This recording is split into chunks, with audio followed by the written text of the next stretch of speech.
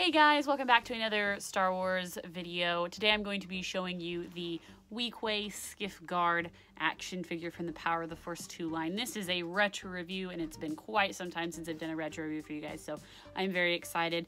I actually decided to get this one because I found a vintage version of him a couple weeks ago, and it ended up coming between a choice of picking the vintage Weequay versus a couple of other figures that I thought were cooler, vintage-wise, for a birthday gift for the future. So since I did see him in stores, I'm like, well, I might as well pick him up because I don't have him in any form, especially since I just passed up the vintage for him. So here he is. He is part of the Power of the Force 2 line, which came out in 1996. This was the second colored card wave that they did when Hasbro first took over this licensing.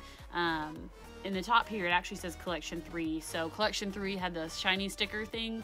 Some of them have like the view card, or you can stick it in the little binoculars and do that. Some they have the change thing that you pull down. You know what I'm talking about. So I bought this guy for $4, $4.99, so $5, which wasn't bad, and he actually has a Kmart sticker on him for $4.99 too, which I thought was funny.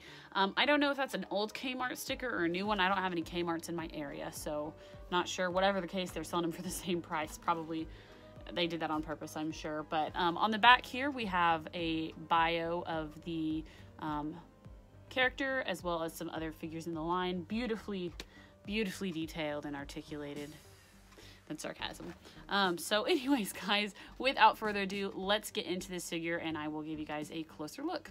Alrighty, guys, so back with the figure, and this is our Weequay guy. I never knew if that was his name or his species. He's just a Weequay pirate in some. So anyways, the lighting's a little bit bad, so he's a little bit hard to see because he is in mostly browns and dark colors, but he does look pretty cool. I really like his ponytail coming off the side there.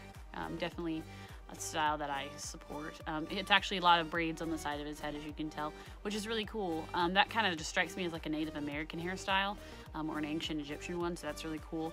And then he's got this like patterned kind of maybe leathery armor chest thing, is what it looks like, and then some trousers, and then just some simple brown boots. If you can't tell, his hands are automatically posed in a pose to hold this thing, so he's got this like little magna staff thing or whatever. I'm just making up words, but they sound right. So but you can just fit this staff in his hands. His hands are molded in the way that they hold this correctly.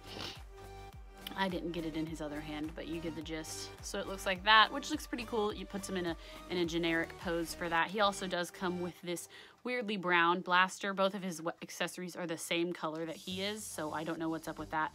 The only thing about this blaster is that he can either hold it like sideways if you stick it in here. Let's see. Which in this blaster here is just a repainted Stormtrooper blaster. There's nothing special about this at all. His hands are really firm, and so the grip is quite tight, and so it's hard to get him to hold this, but he would hold it sideways, or if it was in this hand, it would be like out like that. So the best place to have, or the best weapon to use on this guy is going to be this staff, which is fine. It looks fine, and I think that's how we see him in the movie too, so no worries.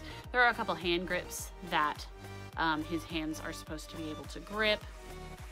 Again, he doesn't really have articulation though in his wrists to turn it, so you got to just kind of work with it, honestly.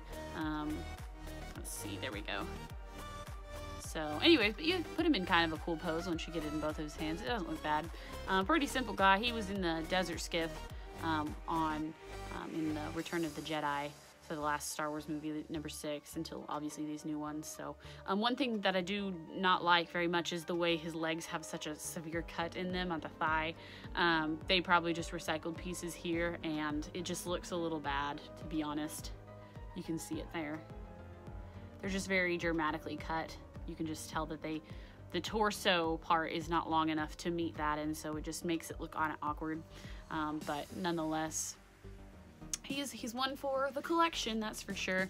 I think they've done a couple versions of him, to be honest. They have the vintage version, this version. I think they probably did a 30th anniversary version of him as well. I'm almost positive they did. And then they might have done one like somewhere else along the lines too, but I don't know. I think he's overall not bad.